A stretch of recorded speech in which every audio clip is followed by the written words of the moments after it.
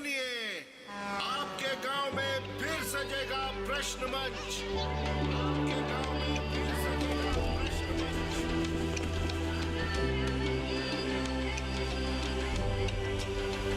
मिट्टी, मौसम, बीज, फसल, किसान को मिलेगी यहाँ हर सरकारी स्कीम की जानकारी। जो करके आएगा पूरी तैयारी, प्रश्न का उत्तर देकर बनेगा इनामधारी। मंच है तैयार, प्रश्न है तैयार, और आप? मैं भी हूँ तैयार। मैं हूँ तैयार। हाँ, मैं भी हूँ तैयार। मैं भी तैयार हूँ। किसान प्रश्न मंच में आपका स्वागत। किसान प्रश्न मंच सीजन 2 हर रविवार रात 8:30 बजे डीडी किसान पर।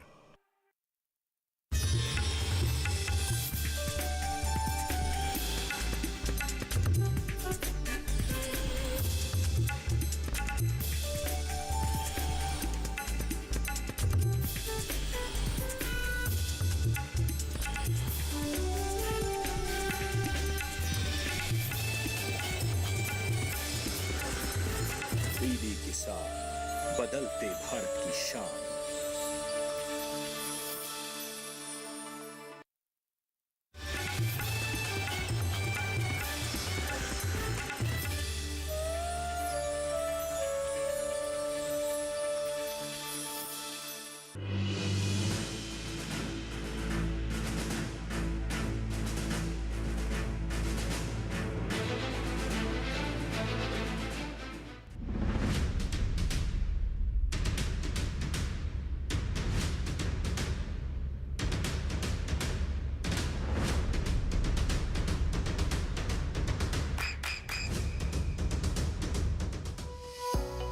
नमस्कार, किसान प्रश्न मंच में आप सभी का स्वागत है। मैं हूं आपके साथ हैदर सेठी, और इस वक्त हम समस्तपुर खालसा में मौजूद हैं, जो गांव है और नई दिल्ली का ये गांव है। और इस वक्त हमारे साथ किसान प्रश्न मंच पर तमाम किसान भाई जुड़ चुके हैं और विशेषज्ञ भी इस वक्त हमारे साथ मौजूद हैं। सबसे पहले परिचय करा देते हैं हमारे विशेषज्ञों का। मैं ब्रजेश यादव, मृदा विशेषज्ञ, कृषि विज्ञान केंद्र उजवा, दिल्ली। मैं डॉक्टर राकेश कुमार, बागवानी विशेषज्ञ, कृषि विज्ञान केंद्र उजवा, नई दिल्ली। मैं वीरेंद्र डागर, समस्तपुर गांव से एक सफल किसान। तो जोरदार तालियां बजाइए विशेषज्ञों के लिए। और तमाम किसान भी हमारे साथ इस मंच पर मौजूद हैं, अपने लिए भी जोरदार तालियां बजाइए।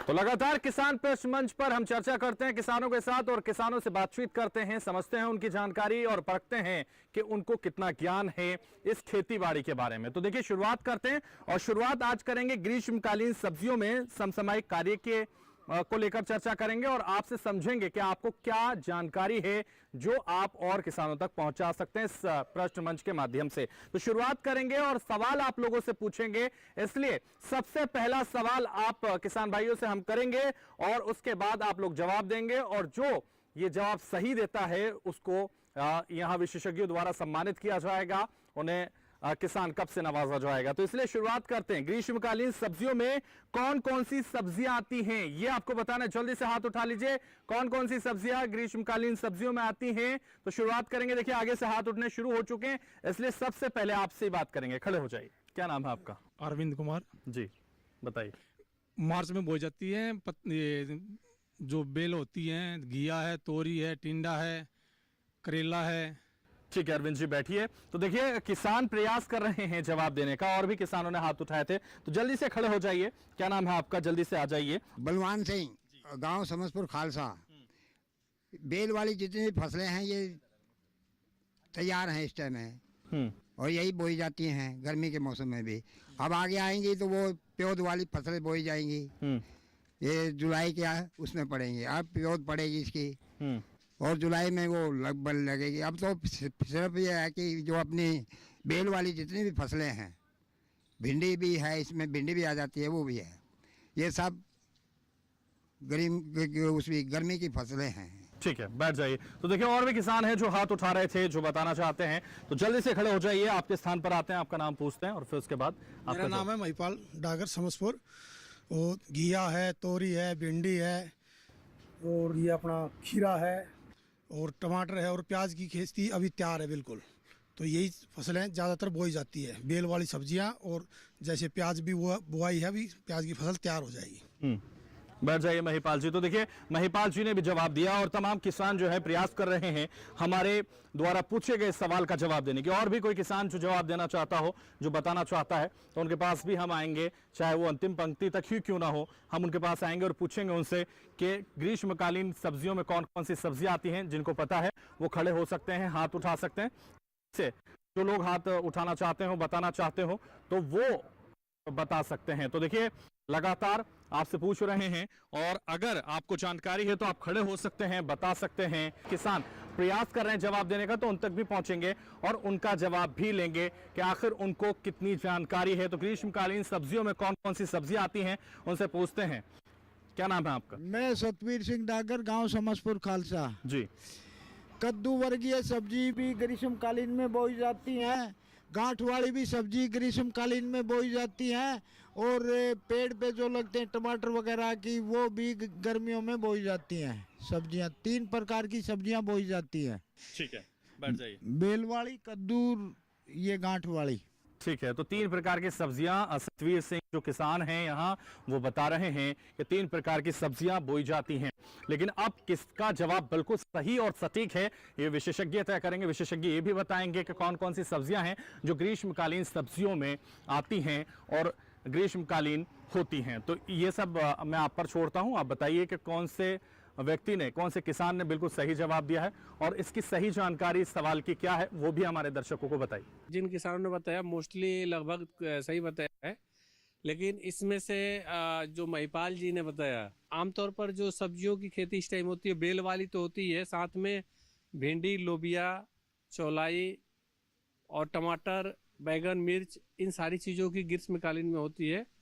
तो उन्होंने भिंडी भी और सब्जी जब बताया तो इस सवाल का जवाब महिपाल सिंह ने सबसे सही दिया है। तो महिपाल जी आज ये आपको किसान कप से नवाजा जाएगा। महिपाल ने सही जवाब दिया है, किसान है ये और इन्होंने सही जवाब दिया, इसलिए किसान कप से इनको नवाजा जाएगा। तो देखिए जोरदार तालियां इनके लिए बजा दीजिए। बैठिए महिपाल जी। तो देखिए महिपाल जी ने सही जवाब दिया इसलिए उनको नवाजा गया किसान कप से। आपको भी नवाजा जा सकता है अगर आप भी प्रयास करें, आप भी कोशिश करें और इन सवालों का जवाब दे सकें। तो बिना किसी संकोच के हाथ उठाइए और जवाब दीजिए और लगातार हम आपसे सवाल पूछेंगे। तो देखिए सवाल एक और है और इसी से जुड़ा हुआ, ग्रीष्मकालीन सब्जियों से जुड़ा हुआ एक और सवाल है जो आपसे हम पूछेंगे। देखिए सवाल आप बहुत गौर से सुनिए। ग्रीष्मकालीन सब्जियों की खेती कब से शुरू होती है ये आपको बताना है। ग्रीष्मकालीन सब्जियों की खेती कब से शुरू की जाती है, कब से ये सब्जियां बोई जाती हैं, वो आपको बताना है। तो जल्दी से हाथ उठाइए, बिना देरी किए, बिना किसी संकोच के जल्दी से हाथ उठाइए और बताइए कि कब से ये खेती शुरू हो जाती है। तो कौन से माह से ये खेती शुरू होती है ये आप बता सकते हैं। तो देखिए हाथ उठाने शुरू कर दिए हैं किसान भाइयों ने, तो जल्दी से खड़े हो जाइए। क्या नाम है आपका? बलवान सिंह जी। जी बलवान जी बताइए। ये जनवरी में लगानी शुरू कर देते हैं जी। ठीक है, बैठ जाइए बलवान जी। तो देखिए और भी किसान हैं जो हाथ उठा रहे थे, खड़े हो सकते हैं, बता सकते हैं। क्या नाम है आपका? रामवीर डागर, जी रामवीर जी, समसपुर से। जी जनवरी लास्ट, फरवरी शुरू होती है। बैठ जाइए। तो देखिए लगातार कोशिश कर रहे हैं किसान और बता रहे हैं जनवरी के लास्ट और फरवरी से शुरू होती है। लेकिन और भी किसान हैं जो बता सकते हैं, जो अपनी जानकारी और लोगों तक भी इस मंच के माध्यम से पहुंचा सकते हैं। तो इसलिए और किसानों के पास भी मैं आऊंगा, उनसे भी जानूंगा कि कब से इसकी शुरुआत होती है ग्रीष्मकालीन सब्जियों की, बताइए और जल्दी से किसान कब पाइए। तो बिना देरी किए हाथ उठाइए और बताइए। देखिए यहाँ इतने सारे किसान हैं, आप भी किसान हैं, खड़े हो जाइए। क्या नाम है आपका? मैं प्रमोद डागर, गांव समसपुर खालसा। जी मार्च से लगाई जाती है जी। ठीक है, प्रमोद जी कह रहे हैं कि मार्च से लगाई जाती हैं, तो किसी का कहना है जनवरी के अंत में लगाई जाती हैं, तो कोई फरवरी की शुरुआत, तो कोई मार्च से इसकी शुरुआत कर रहा है। और भी किसान हैं जो यहाँ बता सकते हैं, जो समझा सकते हैं कि आखिर ये सब्जियां कब से लगाई जाती हैं। आप खड़े हो जाइए जल्दी से। क्या नाम है आपका? अरविंद कुमार जी, समसपुर से। फरवरी लास्ट में। फरवरी लास्ट से क्या प्योर लगाई जाती हैं सब्जियां ये। ठीक है, बैठिए। तो देखिए फरवरी लास्ट से सब्जियां लगाई जाती हैं, ग्रीष्मकालीन सब्जियां जो लगाई जाती हैं। तो तमाम किसान भाइयों ने जवाब दिया है। हालांकि ये विशेषज्ञ तय करेंगे कि किसका जवाब बिल्कुल सही या सटीक है, और साथ ही वो ये भी तय करेंगे कि किसको किसान कब का हकदार बनाना है, और ये भी बेहतर तरीके से बताएंगे कि सब्जियां कब से लगाई जाती हैं जो हमारे किसान द्वारा लगाई जाती हैं। आमतौर पर जो सब्जियां लगाई जाती, हमारे यहाँ 3 सीजन होता है, रबी, खरीफ और जायद। जब हम खरीफ की बात करते हैं तो जून से स्टार्ट होता है, जून, जुलाई, अगस्त, सितंबर, 4 महीने जो है ये खरीफ हुआ, अक्टूबर, नवंबर, दिसंबर, जनवरी, ये हो गया हमारा रबी सीजन, और स्टार्ट होता है फरवरी से। तो जो हम अभी की बात कर रहे हैं जायद या ग्रीष्मकालीन, ये हम अभी फरवरी से स्टार्ट करते हैं। तो इसमें जो फरवरी में किसान भाई ने बताया है, सबसे पहले मैं ये रामवीर जी ने बताया था, तो इनको मानता हूँ कि सबसे पहले इन्होंने फरवरी में बताया था। तो फरवरी से सबसे सूटेबल टाइम होता है जो ग्रीष्मकालीन सब्जियाँ होती है। तो रामवीर जी के लिए जोरदार तालियां बजा दीजिए। रामवीर जी ने सही जवाब दिया था और उन्होंने अपने अनुभव को दूसरों तक पहुंचाया था, इसलिए उनको किसान कप से यहां नवाजा जाएगा। जोरदार तालियां इनके लिए बजा दीजिए। बहुत शुक्रिया सही जवाब देने के लिए रामवीर जी। तो देखिए, लगातार हम प्रश्न पूछ रहे हैं और ग्रीष्मकालीन सब्जियों से जुड़े हुए प्रश्न हम आप लोगों से पूछ रहे हैं, जवाब आप लोग दे रहे हैं, लेकिन संकोच भी कर रहे हैं जवाब देने में। इसलिए मैं कहूंगा तमाम किसान जो यहां मौजूद हैं उनसे कहूंगा कि बिना किसी संकोच के, बिना किसी चिंता के, बिना किसी लाग लपेट के आप जवाब दे सकते हैं। और अगर आपको जानकारी नहीं है तो भी आप प्रयास कर सकते हैं। इसलिए प्रयास करने में बिल्कुल देरी मत कीजिए, क्योंकि कोशिश करने वालों की कभी हार नहीं होती। तो इसलिए एक और प्रश्न आप लोगों के लिए, बहुत गौर से आप लोगों को सुनना है, क्योंकि जवाब आप लोगों को देना है। इसलिए अंतिम पंक्ति तक ये प्रश्न पहुंचे, इसलिए आपके सामने प्रश्न हम रखते हैं और पूछते हैं आपसे, सब्जियों के कौन कौन से प्रकार का बीज लगाते हैं आप लोग? तो सब्जियों का कौन से प्रकार का बीज आप लगाते हैं ये आपको बताना है। जल्दी से हाथ उठाइए बिना देरी किए। तो देखिए, लगातार आगे से हाथ उठा रहे हैं आप लोग, संकोच कर रहे हैं। आप लोगों से भी मैं कहूंगा आप लोग भी हाथ उठाइए और बताइए। तो देखिए, आपने हाथ उठाया था, खड़े हो जाइए, नाम बताइए अपना। मेरा नाम बलवान सिंह है जी। बलवान जी बताइए। मैं तो NSC का बीज लगाता हूँ जी। ठीक है, उससे फायदा होता है? फायदा होता है। एक पूसा से N4DF का, बस ये 2 बीज इस्तेमाल करते हैं जी। ठीक है, बैठिए। तो बलवान जी बता रहे हैं कि वो कौन सा बीज लगाते हैं। आप भी बता सकते हैं कि आपको कौन सा बीज आप लोग लगाते हैं और कौन सा बीज आपके लिए फायदेमंद हो सकता है। तो लगातार देखिए, किसान यहाँ मौजूद हैं, तो कौन से बीज का इस्तेमाल आप करते हैं? आप बुजुर्ग किसान हैं, खड़े हो जाइए आप। क्या नाम है आपका? रामकिशन नाम है मेरा, रामकिशन डागर जी। NSC का और देसी लगाते हैं, जो किस्म आती है उसके लिए वो लगाते हैं।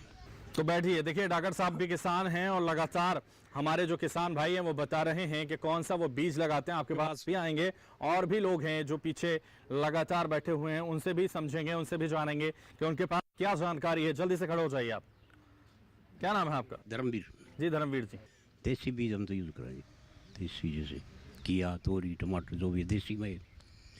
ये जो फार्म है, ये जो हाइब्रिड है, इसको नहीं। ठीक है। तो देसी बीज धर्मवीर जी यूज करते हैं। आप भी किसान हैं, आप खड़े हो जाइए। हाइब्रिड है जी, देसी है, 3086 है। प्रमोद जी बैठिए। तो देखिए, प्रमोद जी भी बता रहे हैं कि जो बीज वो लगाते हैं, चाहे वो देसी की बात करें और भी कई बीजों की वो जिक्र कर रहे हैं। तो और भी लोग हैं, यहाँ खड़े हो जाइए आप।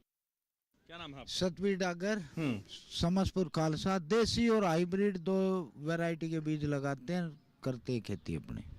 तो देखिए, 2 वैरायटी के बीज यहाँ लोग लगाते हैं। तमाम किसानों का कहना है कि वो 2 वैरायटी के बीज यहाँ लगाते हैं, चाहे देसी हो चाहे हाइब्रिड हो, इसका ही इस्तेमाल वो लोग करते हैं। तो लगातार हम सवाल पूछ रहे हैं, जवाब आप लोग दे रहे हैं, लेकिन किसका जवाब बिल्कुल सही और सटीक है ये विशेषज्ञ तय करेंगे। इसलिए हम विशेषज्ञों के पास जाएंगे और उनसे ही जानेंगे कि कौन है किसान कप का हकदार। साथ ही वो ये बताएं कि इसका सही उत्तर क्या है, जो प्रश्न हमने किया था। हम किसी कंपनी का या किसी संस्था के बजाय हमने पूछा कि बीज का कौन कौन से प्रकार होते हैं सब्जियों के। तो उसमें सबसे अच्छा अभी सब जवाब दिया है सतवीर जी ने दिया है, जो कि देसी और हाइब्रिड बताया। तो इसमें जो बीजों का प्रकार होता है, एक तो होता है जनक, जिसको हम ब्रीडर सीड बोलते हैं। दूसरा जो होता है जो देसी आप बोलते हो या ओपन पोलिनेटेड बोलते हो, और दूसरा होता है जिसमें आप फाउंडेशन और सर्टिफाइड बीज होते हैं। और हम तीसरे बीज की बात करते हैं, जो ज़्यादा से ज़्यादा आज के डेट में पूरे भारतवर्ष में जो सबसे ज़्यादा इस्तेमाल होता है, वो संकर बीज या हाइब्रिड बीज। तो सतवीर जी का सवाल का जवाब बहुत अच्छा था, जिन्होंने देसी और संकर का नाम लिया। तो ये इसके जो हकदार हैं वो सतवीर जी हैं। सतवीर जी आ जाइए, बहुत जोरदार तालियां बजाइए सतवीर जी के लिए, क्योंकि आप ही के बीच से लगातार कोशिश कर रहे थे और उन्होंने सही जवाब दिया, इसलिए उन्हें किसान कप से यहाँ नवाजा जाता है। जोरदार तालियां एक बार फिर से बजा दीजिए। बहुत शुक्रिया सतवीर जी, सही जवाब आपने दिया और इसीलिए किसान कप से आपको नवाजा जा रहा है। तो इसलिए लगातार आपसे भी कह रहे हैं और प्रयास कर रहे हैं हम कि आप भी सही जवाब दीजिए और किसान कप के हकदार बनिए। सवाल एक और आप लोगों के लिए जो आपके सामने हम रखेंगे, जिसका जवाब आप लोगों को देना है, बहुत गौर से आप लोगों को सुनना है, इसलिए देखिए सुनिएगा आप लोग बहुत ध्यान से। बीज उपचार से आप लोग क्या समझते हैं, बीज उपचार क्या है, उससे आप क्या समझते हैं वो आपको बताना है। तो जल्दी से हाथ उठाइए बिना देरी किए और बताइए कि बीज उपचार क्या है, उससे आप लोग क्या समझते हैं, क्या जानते हैं, इसलिए बीज उपचार के बारे में आपको बताना है। तो जल्दी से हाथ उठाइए और बताइए। देखिए लगातार प्रयास कर रहे हैं लोग हाथ उठाने की और उन्हीं के पास हम पहुंचेंगे जिनके हाथ सबसे पहले उठे हैं। तो खड़े हो जाइए और बताइए। बीज उपचार करके बोने से जो जमीन में कीड़ा है वो नहीं लगता, उससे जो है फंगस की बचाव हो जाता है, आगे भी काफ़ी कंट्रोल रहता है। ठीक है, बैठिए। तो देखिए बीज उपचार से आप फंगस से बच सकते हैं, आपकी जो सब्जियां हैं वो बीमारियों से बच सकती हैं। आप खड़े हो जाइए। क्या नाम है आपका? चरण सिंह जी। किसी कीटनाशक द्वारा जो भी हमारी सब्जी खराब होती है उनसे हमें अच्छा मिलेगा। बीज उपचार से जो हम करके अपना बोवन करेंगे, इस तरह से ही वो उसका हम करते हैं। ठीक है, कोशिश जरूर आप कर रहे हैं लेकिन बता नहीं पा रहे। चरण सिंह बैठिए। और भी किसान हैं जो यहाँ बता सकते हैं कि बीज उपचार आखिर क्या है और बीज उपचार से हम लोगों को क्या फायदा होता है, उससे हम क्या समझते हैं, ये हम बता सकते हैं। जल्दी से खड़े हो जाइए आप। बुजुर्ग किसान हैं और यहाँ हमारे साथ मंच पर हैं, इसलिए इनसे भी जानते हैं कितना अनुभव इनको है, क्योंकि काफी बुजुर्ग लग रहे हैं। क्या नाम है आपका? ईश्वर सिंह जी। ईश्वर सिंह जी, गाँव समसपुर। बीज के उपचार के लिए जो हम उसको दवाइयों में मतलब भिगो के या छिड़क के या एक्स्ट्रा उसका कुछ यूज करके उसको हम मतलब बोते हैं, अगर कीटनाशक ना हो, ठीक ढंग से उससे उसका उपज पैदा हम करें। इसका उपचार तो यही हो सकता है। ठीक है, ईश्वर सिंह जी बैठिए। तो देखिए कोशिश ईश्वर सिंह ने भी की है। बुजुर्ग किसान हैं और भी युवा किसान हैं जो यहाँ मौजूद हैं। खड़े हो जाइए आप। क्या नाम है आपका? नरेंद्र डागर जी। नरेंद्र जी, बीज उपचार से क्या होता है, सब्जी की पैदावार की बढ़त में थोड़ा सा इम्प्रूवमेंट मिलता है और उसमें कीटनाशक हुआ या नीचे दीमक हुई, फफूंद हुई, उसमें थोड़ा सा अच्छा मिलता है, फिर फसल अच्छी हो जाती है। तो बीज उपचार से फसल अच्छी होती है। बैठिए। देखिए लगातार कोशिश कर रहे हैं हमारे किसान भाई हैं जो बता रहे हैं बीज उपचार क्या है, उससे क्या फायदा हो रहा है।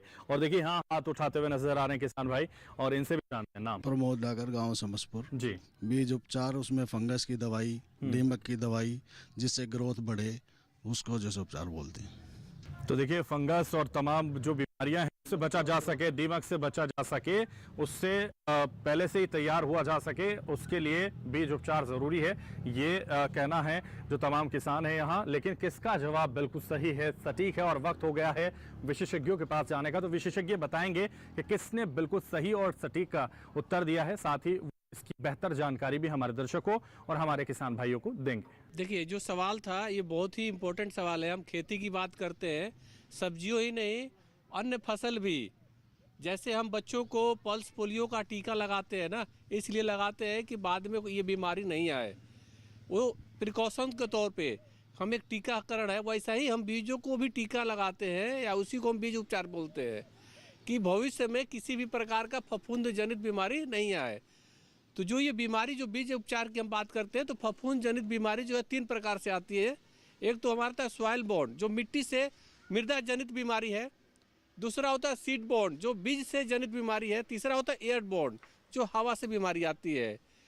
तो ये जो बीज उपचार का करने का मतलब है जो बीज जनित बीमारी है, अगर बीज में कोई बीमारी पहले से है या उसमें है, तो अगर हम उपचारित कर देते हैं तो आगे ये बीमारी नहीं आएगी। तो प्रमोद जी ने इसका जवाब सही दिया है, जिन्होंने बताया कि फफूंद जनित बीमारी से इसमें हम बचते हैं। तो प्रमोद जी आइए, जोरदार तालियां प्रमोद जी के लिए बजाइए, क्योंकि युवा किसान हैं और इन्होंने सही जवाब दिया, इसलिए इन्हें नवाजा जाता है किसान कप से। और जो कोशिश इन्होंने की है बाकी लोग भी कर सकते हैं। जोरदार तालियां बजाइए एक बार फिर से। बहुत शुक्रिया सही जवाब देने के लिए। तो लगातार देखिए सवाल आपसे पूछ रहे हैं और जवाब आप लोग दे रहे हैं और किसान कप के हकदार बन रहे हैं। लेकिन इस सिलसिले को आगे बढ़ाएंगे, फिलहाल रुकेंगे यहाँ छोटे से ब्रेक के लिए, फौरन हाजिर होंगे।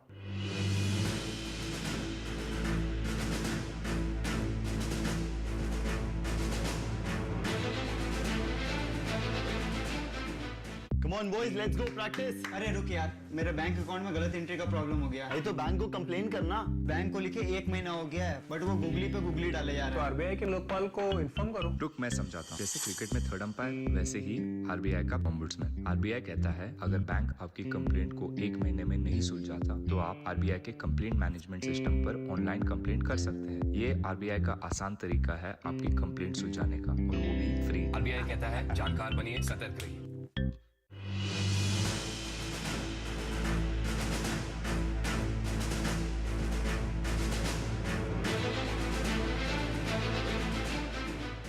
ब्रेक के बाद किसान प्रश्न मंच में एक बार फिर से आप सभी का स्वागत है। और इस सिलसिले को जो लगातार इस मंच पर जारी है, सवालों का सिलसिला, जी हां, जवाबों का सिलसिला, उसको आगे बढ़ाएंगे और एक बार फिर से आपसे प्रश्न करेंगे। और प्रश्न आप लोगों को बहुत गौर से सुनना है, क्योंकि जवाब आप लोगों को देना है। इसलिए देखिए, एक और प्रश्न इसी से जुड़ा हुआ, और ज्यादा से ज्यादा लोग जवाब देंगे तो ज्यादा से ज्यादा लोगों को किसान कप मिलेगा, यहां सम्मानित किया जाएगा। इसलिए बिना किसी संकोच के, बिना किसी लाग लपेट के, बेबाकी के साथ अपने अंदाज से जवाब देने के लिए आप लोग यहां हकदार बन सकते हैं किसान कप के। तो इसलिए आगे बढ़ाते हैं सिलसिले को और एक बार फिर से आपसे सवाल पूछते हैं, क्या सब्जी लगाने से पहले पानी और मिट्टी की जांच कराते हैं आप लोग? और अगर कराते हैं तो कैसे कराई जाती है, वो आपको बताना। जल्दी से हाथ उठाइए।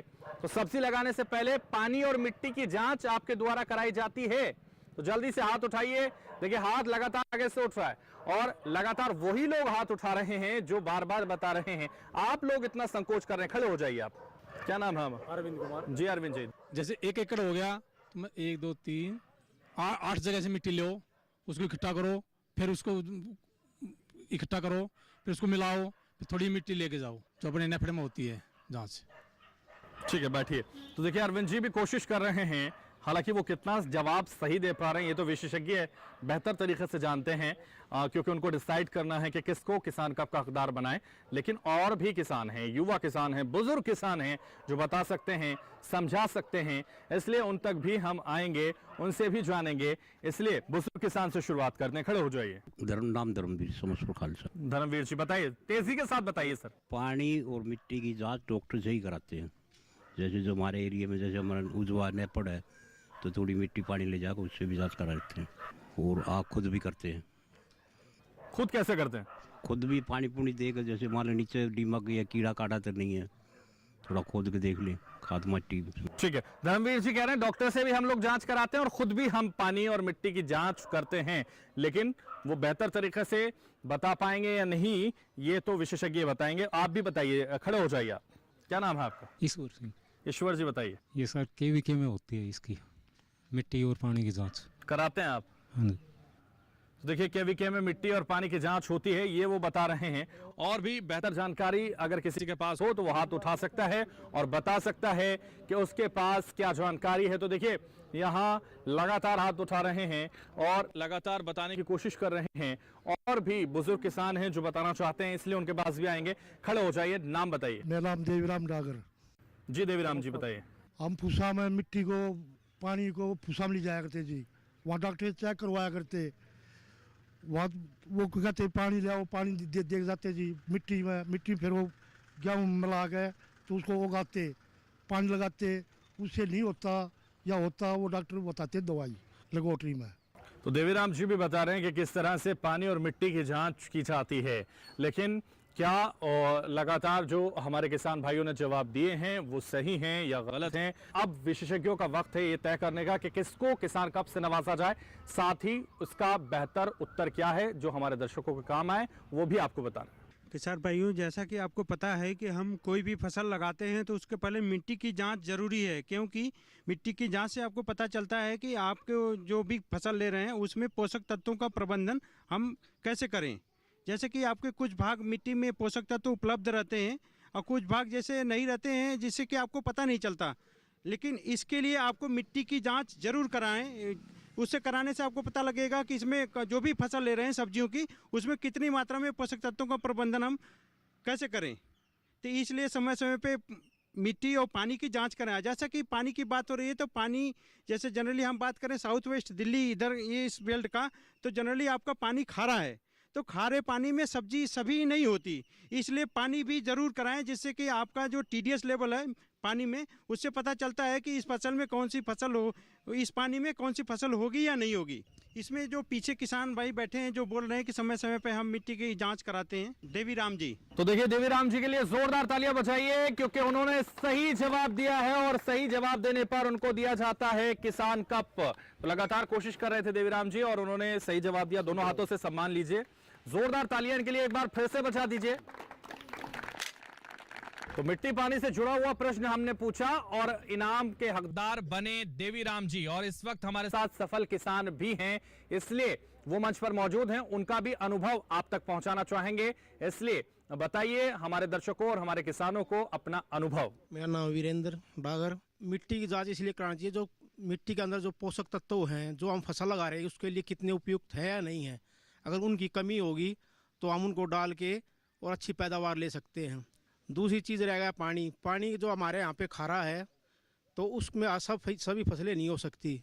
तो मिट्टी का पानी के अंदर TDS की जांच करा के कितना खारापन है, कितने लवण है, तो उनको कैसे कम कर सकते हैं, इस जांच से हमें पता चलेगा, जिससे हमारी फसल अच्छी पैदा हो और हमें फ़ायदा हो, उत्पादन हमारा बढ़े। तो देखिए आपको सफल किसान भी बता रहे हैं कि कैसे उत्पादन बढ़ सकता है, कैसे हम अपनी फसलों की मिट्टी पानी की जांच कर सकते हैं और करवा सकते हैं। तो ये लगातार विशेषज्ञों द्वारा आपको बताया जा रहा है। लेकिन अब प्रश्न हम कर रहे हैं और इस सिलसिले को आगे बढ़ाते हैं और प्रश्न आपसे करते हैं। इसलिए एक और प्रश्न आपके सामने रखते हैं, बहुत गौर से आप लोगों को सुनना है, जिसका जवाब आप लोगों को देना है। इसलिए एक और प्रश्न आपके सामने, इस वक्त सब्जी में कौन से उर्वरक और खाद का प्रयोग करते हैं आप लोग, ये आपको बताना है। तो सब्जी में कौन कौन से उर्वरक और खाद का प्रयोग आप लोग करते हैं, ये आपको बताना है। कौन से उर्वरक और खाद का इस्तेमाल आप लोग करते हैं, ये आपको बताना है। जल्दी से हाथ उठाइए और बताइए। देखिए बुजुर्ग किसान है, खड़े हो जाइए, नाम बताओ। मेरा नाम राम किशन है, गांव समसपुर खालसा। सब्जियों में जैसे यूरिया है, गोबर की खाद है, DAP है और स्प्रे के लिए दवाइयाँ भी, जो कीटनाशकों कीड़ा लगता है तो उसमें करना पड़ता है। तो बैठिए रामकिशन जी बता रहे कि किस तरह से कौन से खाद और उर्वरक का इस्तेमाल आप करते हैं। और भी यहाँ किसान हैं जो लगातार मौजूद हैं, उनके पास हम आना चाहेंगे, उनसे भी जानना चाहेंगे कि उनके पास क्या जानकारी है, उनसे भी समझेंगे। बुजुर्ग किसान है, खड़े हो जाइए, आप नाम बताइए अपना। मेरा नाम आजाद सिंह कटारिया है, मैं समसपुर का रहने वाला हूँ जी। हाँ, जैविक खाद, कूड़ी का खाद और देसी खाद ये यूज़ करते हैं। जैविक खाद, देसी खाद का इस्तेमाल करते हैं और कूड़ी का खाद का इस्तेमाल आप करते हैं। और भी किसान हैं जो बताना चाहते हैं, जो समझाना चाहते हैं, अनुभव हैं जिनको, वो हम जानना चाहेंगे। खड़े हो जाइए आप, क्या नाम है आपका? राजवीर डागर। हाँ राजवीर जी बताइए। ये गोबर का खाद होता है, यूरिया खाद, DAP खाद और पोटाश, ये ज़्यादा इसका इस्तेमाल आप करते हैं, कितना फायदा आपको होता है? बहुत फायदा होता है। तो यूरिया, DAP और जो खाद है उसका इस्तेमाल ये लोग करते हैं, इनका कहना है किसान भाइयों का। और लगातार और भी किसान हैं यहाँ, अगर वो चाहें तो हाथ उठा सकते हैं और बता सकते हैं बिना संकोच के, बिना डरे और बिना किसी लाग लपेट के। तो देखिए युवा किसान हैं, इनके पास आना चाहेंगे, खड़े हो जाइए। नरेंद्र नाम है सर मेरा। जैविक खाद का ज़्यादा इस्तेमाल करते हैं, उससे पैदावार अच्छी होती है और फसल में पौष्टिकता भी आती है। तो देखिए नरेंद्र बता रहे हैं कि किस तरह से हमारा जो उत्पादन है वो बढ़ता है और किस तरह से जैविक खाद का इस्तेमाल वो करते हैं, वो भी बता रहे हैं। और तमाम जो किसान हैं उन्होंने जवाब दिया है, लेकिन किसका जवाब बिल्कुल सही है, बिल्कुल सटीक है, ये तो विशेषज्ञों को तय करना है। साथ ही ये भी वो बताना है कि कितना कौन सा खाद का इस्तेमाल करें, कौन से उर्वरक का इस्तेमाल करें, इसका सही उत्तर क्या है वो भी हमारे किसानों और दर्शकों तक वो पहुंचाएंगे। तो इस जिम्मेदारी आप पर सर। जैसा किसान भाई आप लोग सभी लोग लगभग बताए हैं कि आपका देसी खाद और DAP यूरिया का प्रयोग करते हैं, लगभग आपका आंसर सही है। लेकिन इसमें यह है कि आपका देसी खाद, जो देसी खाद उपयोग कर रहे हैं जैसे गोबर की खाद, वो खाद आपका सड़ी हुई खाद होनी चाहिए। सड़ी खाद हो तो उससे आपका फायदा होता है। कच्ची गोबर की खाद डालने से दीमक की समस्याएं बढ़ती हैं। तो ये आपका जैसे आपका रासायनिक खाद और आपका जैविक खाद में आपकी गोबर की खाद हो गई सड़ी हुई, आपका केचुआ खाद हो गया, नीम की खली की खाद हो गया, फार्म का कोई वेस्ट है उसको डिकम्पोज करके देने से आपका जैविक खाद के रूप में प्रयोग कर सकते हैं, जिससे कि आपका अच्छी उपज प्राप्त कर सकते हैं। इसमें हम सही आंसर आपका रामकिशन जी। रामकिशन जी आइए, जोरदार तालियां रामकिशन जी के लिए बचाइए। बहुत शुक्रिया रामकिशन जी, सही जवाब आपने दिया, इसलिए आपको किसान कप से यहाँ नवाजा गया है। तो इसलिए इस सिलसिले को हम आगे बढ़ाएंगे बिना देरी किए। एक और प्रश्न आपसे पूछेंगे, बहुत गौर से आप लोगों को सुनना है और जवाब आप लोगों को देना है। इसलिए एक प्रश्न आपके सामने रखेंगे, जिसका जवाब आप लोग देंगे तो किसान कप के हकदार बनेंगे। आप जानते हैं कि यहाँ विशेषज्ञों द्वारा डिसाइड किया जाएगा कि आपको किसान कप से नवाजा जाए, तो इसलिए सुनिएगा बहुत गौर से। एक और प्रश्न, सब्जियों में सिंचाई का सबसे अच्छा माध्यम क्या है, वो आपको बताना है। तो सबसे अच्छा माध्यम क्या होता है सब्जियों में सिंचाई का? देखिए, वही लोग प्रयास कर रहे हैं जिनको कप मिल चुका है। हम चाहेंगे और लोग भी प्रयास करें, वो भी किसान कप के हकदार बने। इसलिए बिल्कुल बेबाक अंदाज में हाथ उठाइए और बताइए कि क्या है माध्यम सबसे अच्छा, सब्जियों में सिंचाई का माध्यम सबसे अच्छा क्या है। इन्हीं युवा किसान से पूछते हैं, खड़े हो जाइए। फवारे से करते हैं सर जी, और ट्यूबवेल से भी जैसे, और जो पास में जैसे भाई कोई नाला वाला लगता है तो उससे भी सिंचाई हो जाती है। ज्यादातर तो ट्यूबवेल और फवारा। आप करते हैं सिंचाई सब्जियों? हाँ, सब्जियों की सिंचाई करते हैं, ट्यूबवेल है हमारे पास। बेड बनाए जाते हैं बाबूजी, उसमें बेड बना के उसमें पानी अलग अलग छोड़ा जाता है, उसी से सिंचाई होती है। ऐसे खुला नहीं छोड़ा जाता, उसमें थोड़ा थोड़ा पानी करके थोड़ा पानी देना पड़ता है और ज्यादा पानी नहीं लगाना पड़ता सब। तो आपके सिंचाई करने के अंदाज से आपको उत्पादन में फायदा होता है? फायदा होता है, जितना कम पानी लगता है उतना ज्यादा फायदा होता है, जितना ज्यादा पानी लगता है उतना कम फायदा होता है। कम पानी लगने से अच्छी पैदावार होती है, ज्यादा पानी लगने से सब्जी है गल जाती है, पत्ते सड़ जाते हैं, वो समस्या आ जाती है। और जितना कम पानी लगाते हैं फसल तगड़ी होती है, पैदावार अच्छी होती है और फल भी अच्छा आता है। ठीक है, बैठ जाइए। तो देखिए, युवा किसान हैं, बता रहे हैं कि कितना सिंचाई वो करते हैं और कितना उत्पादन उनको होता है। लेकिन और भी किसान हैं जो बता सकते हैं, समझा सकते हैं कि वो कैसे सिंचाई करते हैं, वो कैसे सब्जियों की सिंचाई करते हैं और क्या सबसे सही माध्यम है, वो कैसे करते हैं। ये हम और लोगों से भी पूछेंगे, और भी किसान हैं जिनसे समझेंगे। खड़े हो जाइए आप। रविंदर, गांव समसपुर। हाँ रविंदर जी, बताइए जी। सबसे बढ़िया टपक सिंचाई, और जैसे कि फवारे से भी कर देते हैं, यही है जी। और खुला भी चला देते हैं वैसे पानी। अच्छा, खुले पानी से सिंचाई कर देते हैं, उससे उत्पादन में बेहतरी होती है? नहीं, कम होता है वो। टपक सिंचाई बहुत बढ़िया है जी। टपक सिंचाई सबसे अच्छी है, बैठ जाइए। और भी किसान हैं जो बता सकते हैं, जो समझा सकते हैं कि वो कैसे सिंचाई करते हैं सब्जियों की, इसलिए आपसे पूछेंगे। आप खड़े हो जाइए। क्या नाम है आपका, बताइए? चरण सिंह जी। जो डीप द्वारा जो हम सिंचाई करते हैं वो सबसे अच्छी होती है जी। उसमें धीरे धीरे उसकी जड़ में पानी जाता है और जो है फसल हमारी वो बहुत ज्यादा होती है। आप करते हैं? हाँ जी। तो चरण सिंह डीप द्वारा करते हैं और उससे बेहतर उत्पादन होता है, उनका ये मानना है, उनका ये समझना है। लेकिन और भी किसान हैं, अगर वो चाहें तो जवाब दे सकते हैं, जो लगातार कोशिश कर रहे हैं। बुजुर्ग किसान है बलवान जी, इन्हीं से जान लेते हैं कि ये क्या कहना चाहते हैं जी। सबसे बढ़िया तो है जी फुहारे और ड्रिप से। उसके बाद है मेड बनाओ, नाली बनाओ उसके साथ, और उसको पानी उसमें ऐसे दे दो, खुला पानी। आप करते हैं? हाँ, ये कैसे करते हैं? करते जैसे मेड बना लिया, मेड में बो दिया और नाली में पानी दे दिया। एक तो ये है। एक दूसरा है फुहारा। फुहारा तो उसमें ज़्यादा करते हैं, जो क्यारी बना के जब बीज फेंकते हैं ना, जैसे पालक हुआ, मेथी हुई है, उनमें फुहारे से पानी देते हैं। वो जम जाए उसके बाद खुला दे दो। और नहीं तो जो बेड पे बन जाता है ना, बेड के ऊपर जो है वो खारा पानी जो ना पहुंचता नहीं है, वो नमी में प्यो तैयार वो हो जाता है, पेड़ तैयार हो जाता है, वो उसकी कटाई करके। ठीक है, बलवान जी भी देखिए जवाब दे रहे हैं, बता रहे हैं कैसे वो सिंचाई करते हैं, कितना बेहतर उत्पादन उससे होता है, ये विशेषज्ञ हमें बता पाएंगे। और कौन सी सिंचाई सबसे अच्छा माध्यम है, ये भी विशेषज्ञ बता पाएंगे। और साथ ही ये भी वो तय करेंगे कि किसका जवाब बिल्कुल सही और सटीक था, इसलिए उन्हें किसान कप से नवाजने की घोषणा भी विशेषज्ञ ही करेंगे। जहाँ तक हम दिल्ली के आसपास के एरिया का बात करते हैं, वहाँ पे सबसे ज़्यादा दिक्कत है पानी का, क्योंकि पानी का दिल्ली में नहीं पूरे देश में दिनों पर दिन इसकी जो स्रोत है, जो उसको लेवल बोलते हैं ना, स्तर, ग्राउंड लेवल का जो लेवल है वो बहुत नीचे जा रहा है। और इवन इतना है कि आगे भविष्य में पानी का बहुत बड़ा संकट बताया जा रहा है।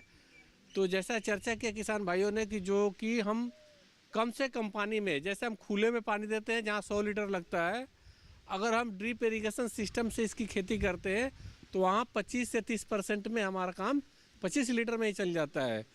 तो ये हमें ध्यान देना है कि आगे जो हम खेती करें तो इसमें सूक्ष्म सिंचाई पद्धति का ज़्यादा से ज़्यादा इस्तेमाल करें।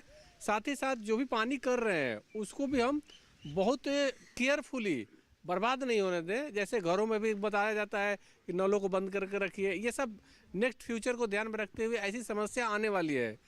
तो इस अभी जो सवाल का जो जवाब लगभग तीनों लोगों ने बहुत अच्छा दिया, लेकिन उसमें बलवान जी का जो व्यू था वो जो खेती का उसमें इनका अच्छा रहा, तो ये इसके कप के हकदार बलवान जी को होना चाहिए। तो जोरदार तालियां बलवान जी के लिए। बलवान जी लगातार जवाब दे रहे थे, लेकिन इस बार उनका जवाब सिलेक्ट हो चुका है विशेषज्ञों द्वारा, इसलिए उन्हें किसान कप से नवाजा जा रहा है। जल्दी से आ जाइए बलवान जी, जोरदार तालियां बजा दीजिए बलवान जी के लिए। बहुत शुक्रिया बलवान जी, सही जवाब आपने दिया, इसलिए आपको किसान कप से नवाजा गया। इस सिलसिले को हम आगे बढ़ाएंगे, लेकिन यहां रुकेंगे एक छोटे से ब्रेक के लिए, फौरन हाजिर होंगे।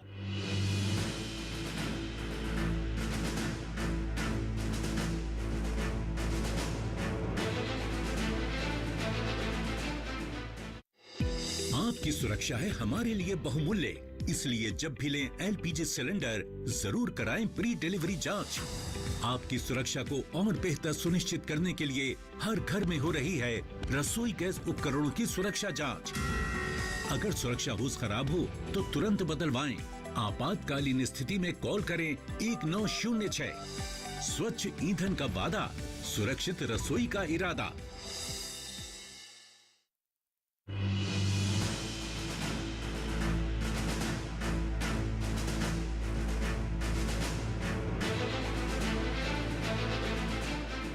ब्रेक के बाद किसान प्रश्न मंच में एक बार फिर से आप सभी का स्वागत है। और लगातार जो सिलसिला सवालों का चल रहा है, जो जवाब आप लोग दे रहे हैं, उस सिलसिले को आगे बढ़ाएंगे और अंतिम छोर की तरफ हम बढ़ते हैं और आपसे पूछते हैं एक और सवाल। देखिए, बिना देरी के आपसे सवाल पूछेंगे और अगर आप जवाब देते हैं सही तो आपको किसान कप से नवाजा जाएगा। इसलिए देखिए, बहुत गौर से आप लोगों को सुनना है। सब्जियों में मुख्य रूप से कौन से कीट और बीमारियां लगती हैं, यह आपको बताना है। तो जल्दी से हाथ उठा सकते हैं बिना देरी किए। तो सब्जियों में मुख्य रूप से कौन से कीट और बीमारियां लगती हैं, ये आपको बताना है।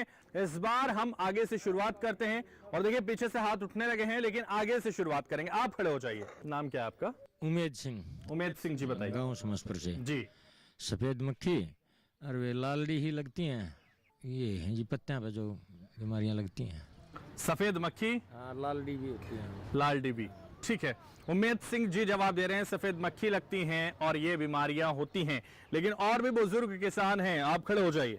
नाम क्या है आपका? जगबीर सिंह। जगबीर जी, बताइए। लाल जीरा और डिब्बी वगैरह क्या होती है, इससे एक मक्खी होती है वो इसके अंदर लग जाती है, इसमें फंगस लगता है। मक्खी होती है जिससे फंगस लगता है और ये बीमारी होती है। ठीक है, बैठ जाइए। जगबीर जी भी जवाब दे रहे हैं। तो देखिए, और भी किसान हैं जो लगातार जवाब देना चाहते हैं, बताना चाहते हैं, इसलिए आपसे पूछेंगे। आप खड़े हो जाइए। क्या नाम है आपका? मेरा नाम नरेश कुमार समसपुर का रहने वाला। जी नरेश जी, बताइए। एक तो सफेद पत्ती हो जाती है जी, और मरोड़िया आता है वो। सफेद मक्खी, मरोड़िया वो, और मरोड़िया। जी, बैठ जाइए नरेश जी। तो देखिए, लगातार कोशिश कर रहे हैं हमारे किसान भाई और बता रहे हैं कि कौन कौन सी बीमारी और कीट लगते हैं। लेकिन और भी किसान हैं जो यहाँ जवाब देना चाहते हैं, जो बताना चाहते हैं, लेकिन संकोच कर रहे हैं कि उधर से हाथ उठने लगा है, तो इसलिए आपके पास भी आएंगे। नाम क्या है आप? राजवीर डागर। जी राजवीर जी, बताइए। एक तो दीमक लग जाती है, एक लालड़ी है, अरे कीड़ा होता है मुरड़िया वाला। कीड़ा और दीमक लगती है, ये कहना है आपका। और लगातार जो यहाँ लोग हैं उनसे भी और भी लोग हैं जो बताना चाहते हैं, लेकिन संकोच करते हुए नजर आ रहे हैं। आप बताना चाह रहे हैं, जल्दी से खड़े हो जाइए। किसान कप के पहले हकदार बन चुके हैं, लेकिन फिर भी प्रयास कर रहे हैं। जी। मेरा नाम महिपाल है, गांव समसपुर खालसा है। एक तो लगती है लालड़ी ही लगती है, एक सफ़ेद मक्खी होती है, और जो हरा हरा एक कीड़ा होता है। ये तीन चीज़ें होती है जो फसल को ज़्यादा नुकसान फैलाती है, इसको सब्जियों को ज़्यादा नुकसान फैलाती है। और धूप की उससे तो मतलब नुकसान तो इन्हीं से होता है। जिनका कीटनाशक दवाइयाँ इन्हीं की आती है, इन्हीं का छिड़काव करने से उनसे हम निजात पा सकते हैं, अपनी फसल को बेहतर बना सकते हैं। ठीक है, बैठिए। तो देखिए, महिपाल जी का जवाब उन्होंने दे दिया है। हालांकि वो पहले ही किसान कप के हकदार बन चुके हैं। और भी लोग हैं यहाँ जिन्होंने जवाब दिया है, और भी किसान भाई हैं जिन्होंने जवाब दिया है। लेकिन अब विशेषज्ञों को तय करना है कि किसका जवाब बिल्कुल सही है, बिल्कुल सटीक है। साथ ही उनको ये भी बताना है कि कौन से बीमारियां और कौन से कीट होते हैं जिनसे बचने के लिए हमें कौन से उपाय करने चाहिए। किसान भाइयों को बताना चाहेंगे कि जो इस समय खासकर जब गर्मी शुरू होता है, तो इस समय कीट और बीमारियों का, जैसे जैसे गर्मी बढ़ेगा तापमान, कीट और बीमारियों का प्रकोप ज़्यादा होगा। एक तो किसान भाई को क्लियर हो जाना चाहिए कि कीट और बीमारी क्या, दो चीज़ है। कीट जो है दिखाई देता है, और जो बीमारी है वो आपको स्पष्ट दिखाई नहीं देता, उसको लक्षणों के आधार पर पहचाना जाता है। ज़्यादातर किसान भाई दुकान पे भी जाते हैं तो दुकानदार भी उनको जो भी बोला कि कीट की वजह से हो रहा है। जैसे हम बात करते हैं, बहुत किसान भाइयों ने बताया, राजवीर जी ने बताया कि जो सफ़ेद मक्खी से मरोड़िया होता है, तो ये मक्खी से ही मरोड़िया होता है, इसलिए कीट की बीमारी है। लेकिन जब पत्तियां जलती है या जड़ गलती है, वो फफूंदी से होती है, उसको हम बीमारी बोलते हैं। तो इन चीज़ों पे आपको क्लियर होना ज़रूरी है। साथ ही साथ इस एरिया में दीमक की बहुत बड़ी समस्या है, जो कि इस इलाके की वाटर लेवल नीचे है, तो इसमें दीमक की समस्या ज़्यादा आती है। तो कुछ विशेष तौर पे राजवीर जी ने जो बताया, उनका जवाब बहुत सही था कि जिसमें कीट तो होती है, साथ ही दीमक का भी इस एरिया में है। तो इस कप के हकदार जो है राजवीर जी है। तो राजवीर जी आइए, जोरदार तालियां राजवीर जी के लिए। देखिए, आप ही के बीच से हैं, लगातार कोशिश कर रहे थे राजवीर जी भी, और उन्होंने सही जवाब दिया, इसलिए किसान कप का हकदार उनको यहां बनाया जाता है। जोरदार तालियां एक बार फिर से राजवीर जी के लिए बजाइए। बहुत शुक्रिया राजवीर जी, सही जवाब आपने दिया और इसलिए किसान कप के हकदार आप बन चुके हैं। तो बाकी लोग भी यहां किसान कप के हकदार बन सकते हैं, अगर वो जवाब दें और जवाब देने में संकोच ना करें तो देखिए, एक और सवाल आप लोगों से पूछेंगे और बहुत ध्यान से आप लोगों को सुनना है, और अगर सही जवाब आप देते हैं तो किसान कप के हकदार आप लोग बनते हैं। इसलिए बिना संकोच किए जवाब आपको देना है, तो सुनिए बहुत गौर से ये सवाल आप लोग। सब्जियों में खरपतवार के लिए नियंत्रण के लिए आप लोग क्या करते हैं? तो सब्जियों में खरपतवार के नियंत्रण के लिए आप लोग क्या करते हैं, ये आपको बताना है। सब्जियों में खरपतवार के नियंत्रण के लिए आप लोगों को क्या करना होता है, वो आप लोगों को बताना है। तो जल्दी से हाथ उठाइए, बिना देरी किए हाथ उठाइए। देखिए, पीछे से हाथ उठने शुरू भी हो चुके हैं, इसलिए पीछे ही जाएंगे और उनसे ही जानेंगे कि उनके पास क्या उत्तर है। जल्दी से खड़े हो जाइए, नाम बताइए। नाम धर्मवीर। धर्मवीर जी बताइए। नड़ाई गुड़ाई, खुरपी से नड़ाई और गुड़ाई। नड़ाई, हाँ नड़ाई और गुड़ाई। हाँ, खरपतवार के लिए जैसे नड़ा करते हैं, हाथ से पाटते या खुरपी से, क्योंकि इसमें दवाई डाल रहे हैं, फिर सब्जी में तो हमने तो खानी है, अगर कोई उसने मारेगी तो हमने भी तो है वो, तो इसलिए खुरपी से ही करते हैं। तो खुरपी से नड़ाई और गुड़ाई करते हैं आप लोग। बैठ जाइए। धर्मवीर जी बता रहे हैं कि किस तरह से वो नड़ाई और गुड़ाई करते हैं, और भी किसान हैं जो बता सकते हैं, जो इसका जवाब दे सकते हैं। जल्दी से आप खड़े हो जाइए। क्या नाम है? महेंद्र सिंह जी। महेंद्र जी बताइए। जी, ये जो खेती करते हैं, जो खुदाई करते हैं, उसमें नमी होनी चाहिए। जैसे जी तोरी है, ये घिया, इसमें जो DAP खाद उतना डाला है, इसमें कीड़ा लग जाता है। जो बस तो खरपतवार से नियंत्रण के लिए क्या करते हैं? ये जो सब्जी खानी है, जो जैसे DAP खाद को उतनी कह रहे हैं, तो इसमें कीड़ा लग जाता है। ये जी सीजन पे बोई जाती होगी ना, सीजन पे लग गया। तो देखिए, कोशिश वो भी कर रहे हैं कि किस तरह से खरपतवार के नियंत्रण के लिए कार्य करते हैं, उन्होंने भी बताया। और भी यहाँ किसान हैं जो बता सकते हैं। जल्दी से आप खड़े हो जाइए। खरपतवार के नियंत्रण के लिए क्या करते हैं, नाम बताइए। रविंदर समसपुर। हाँ रविंदर जी बताइए। खरपतवार नाशक का छिड़काव करते हैं जिसमें, और उसको नड़ाई करते हैं। किसका छिड़काव करते हैं? खरपतवार नाशक। अच्छा, कोई ठीक है। खरपतवार नाशक का जो है प्रयोग करते हैं, उसका छिड़काव करते हैं, और क्या करते हैं? और नड़ाई करते हैं जी उसकी। अच्छा, ठीक है, बैठ जाइए। तो देखिए, रविंदर भी बता रहे हैं कि किस तरह से वो खरपतवार के नाशक का इस्तेमाल करते हैं, और किस तरह से वो इस पूरे खरपतवार से बचने के लिए किस तरह से वो अपना कार्य करते हैं। तो तमाम जो किसान भाई हैं उन्होंने अपना जवाब दिया, लेकिन अब वक्त है विशेषज्ञों के पास आने का। विशेषज्ञ बताएंगे कि किसका जवाब सही था, सटीक था, और साथ ही हमारे साथ अनुभवी किसान है, वो ये भी बताएंगे कि कैसे इसका नियंत्रण किया जा सकता है, कैसे हम लोग इसका नियंत्रण करें। खरपतवार के लिए दो तरीके हमारे पास। पहला है निराई गुड़ाई और दूसरा है स्प्रे। जैसे इसका खरपतवार नाशक का स्प्रे, जैसे हम प्याज लगाने के बाद उसके ऊपर स्टंप का जैसे इस्तेमाल करते हैं, स्टंप नामक दवाई का, जिससे खरपतवार ना उग पाए। और इसका सही जवाब है, रविंदर भाई ने सही जवाब दिया इसका, तो वो इस कप के हकदार हैं। तो रविंदर जी के लिए जोरदार तालियां बजा दीजिए। सही जवाब रविंदर जी ने दिया, इसलिए उनको नवाजा जाता है किसान कप से। और संकोच वो जरूर कर रहे थे, लेकिन उनकी जो कोशिश है वो रंग लाई है, और इसीलिए जोरदार तालियां एक बार फिर से। बहुत शुक्रिया, सही जवाब आपने दिया और आप किसान कप के हकदार बने हैं। मैं अपने विशेषज्ञों से कहूंगा कि खरपतवार के नियंत्रण के बारे में भी वो हमारे दर्शकों और हमारे किसानों को बताएं। अभी भारतवर्ष में सबसे बड़ी समस्या है वो खरपतवार की है। ये नहीं कि कीट और बीमारी जो आती है, बहुत सारे ऐसे कीट हैं जो इन्हीं के बीच में छुपे रहते हैं। जहाँ पे खरपतवार ज़्यादा होगा वहाँ पे बीमारी ज़्यादा होगी, वहाँ पे कीट ज़्यादा होते हैं। अगर हमारे खेत में पूरा हम क्लियर रखें नराई गुड़ाई करके तो हमारी फसल भी अच्छी होती है, पैदावार भी। अगर कहीं कहीं आपने देखा होगा कि अगर खरपतवार में दब गया तो फसल भी ख़त्म हो जाती है, खरपतवार ही रह जाती है। तो खरपतवार एक बहुत बड़ा कारक है जिसको आप समय पे अगर ध्यान नहीं दिए तो जैसे हम बात करते हैं कि अगर हम सब्जियों के खासकर, क्योंकि सब्जियां बहुत ही डेलिकेटेड चीज़ है, हमें उसमें सावधानी रखनी होती है। ऐसा नहीं कि कोई भी दुकानदार दवाई दे दे और उसका स्प्रे कर लेना है। स्पेशली हर सब्जी में एक तो प्री इमरजेंस, पोस्ट इमरजेंस, 2 प्रकार के खरपतवारनाशी होते हैं। जैसे हम बात करते हैं कि प्री इमरजेंस में क्या करते हैं, जैसे हमने गाजर बोया, मूली बोया, उसके बाद हम पेंडामेथिलिन का स्प्रे करते हैं तो उससे क्या होता है, प्री इमरजेंस में वो खरपतवार का बीज ही नहीं जम पाता। और इसको हमने करना होता है 24 से 48 घंटे के अंदर अंदर करना होता है। एक होता है पोस्ट इमरजेंस। पोस्ट इमरजेंसी में कि अगर आ गया तो हमें क्या करना चाहिए, तो खासकर बहुत कम है। एक प्याज में हम कर सकते हैं जैसे क्यूजाइलोफॉप, और हम जार्गोन की जैसे हम बात करते हैं क्यूजाइलोफॉप का, और हम उसका स्प्रे करके प्याज में बाद में भी उगी हुई खरपतवार को हम नियंत्रण कर सकते हैं। सबसे बढ़िया है कि अगर हमारे पास सुविधा है, अगर हमारे पास मैन पावर है, तो सबसे बेस्ट होता है कि खरपतवार नड़ाई गुड़ाई के माध्यम से करें तो ज़्यादा बेटर है। एक तो हमारा 2 फायदा होता है कि जड़ सहित निकल जाता है, दूसरा साथ साथ में फसलों को गुड़ाई भी हो जाती है, और खाद लगाते हैं तो बढ़वार भी अच्छी हो जाती है। तो आप कोशिश करें कि नड़ाई गुड़ाई के माध्यम से हो जाता है तो बहुत अच्छा है, अगर नहीं होता है तो फिर हम खरपतवारनाशी का इस्तेमाल करें। ज़्यादा कोशिश करें खरपतवारनाशी से स्प्रे न करना पड़े, वो ज़्यादा अच्छा रहेगा। क्योंकि आजकल जो है खरपतवारनाशी से जो वायुमंडल का या इन्वायरमेंट का जो बढ़ रहा है उससे भी हम बच सकते हैं। तो विशेषज्ञों द्वारा लगातार आपको जानकारी दी जा रही है जिससे आप बेहतर उत्पादन कर सकते हैं, और इसलिए लगातार हमने प्रश्न आपसे इस प्रश्न मंच पर पूछे जिसका जवाब आप लोगों ने दिया।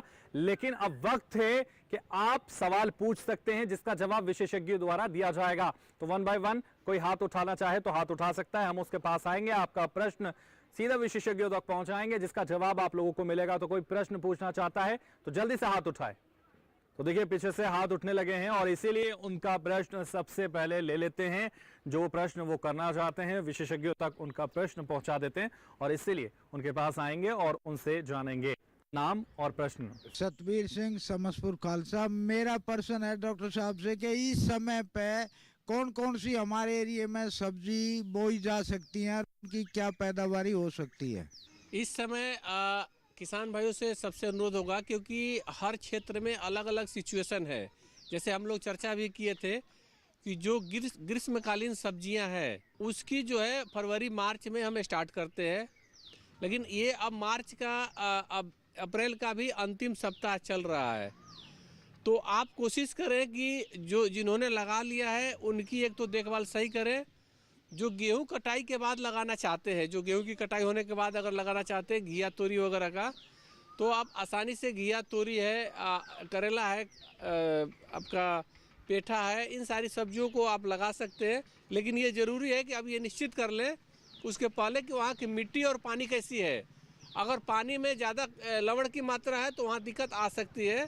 तो उसके लिए अपने जो क्षेत्र के जो ट्यूबवेल्स हैं वहाँ की पानी ले आके कृषि विज्ञान केंद्र या जो आपका नज़दीकी कृषि विश्वविद्यालय है, आप वहाँ से इसकी जांच कराने के बाद ही आप उसमें रिकमेंडेशन हो तो वही कर सकते हैं। तो देखिए प्रश्न आप लोगों से पूछे जिसका जवाब आप लोगों ने दिया, और प्रश्न आपने पूछे जिसका जवाब विशेषज्ञों द्वारा आपको मिल गया, और लगातार आप लोगों ने इस मंच पर आकर अपनी भागीदारी निभाई। इसके लिए सबसे पहले विशेषज्ञों का शुक्रिया करेंगे इस कार्यक्रम में जुड़ने पर। जोरदार तालियां बजाइए विशेषज्ञों के लिए। और तमाम किसान भाई भी हमारे साथ इस मंच पर अपने जवाबों के साथ जुड़े, तो बहुत शुक्रिया आप लोगों का। जोरदार तालियां अपने लिए एक बार फिर से। तो फिर से एक बार नई जगह नए किसानों के साथ नई चर्चा के साथ फिर होंगे हाजिर। तब तक किसान प्रश्न मंच की तमाम टीम को दीजिए इजाजत। नमस्कार।